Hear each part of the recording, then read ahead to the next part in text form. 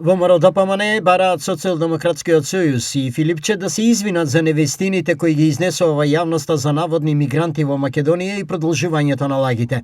Социјалдемократите од друга страна сметаат дека терминологијата за економски работници, азиланти или мигранти е само манипулација од страна на власта. Наместо извинување од страна на СДС и Филипче за невистините кои ги изнесува во јавноста за наводни мигранти во Македонија, тие и понатаму продолжуваат да лажат. Пиарот на СДС и Филипче, кој очигледно е дека не им оди од полза, треба подитно да го променат, затоа што бродот на СДС тоне се повеќе и повеќе.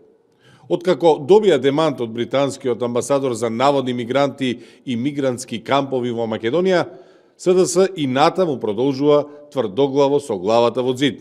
Мицкоски лаже како и за се друго.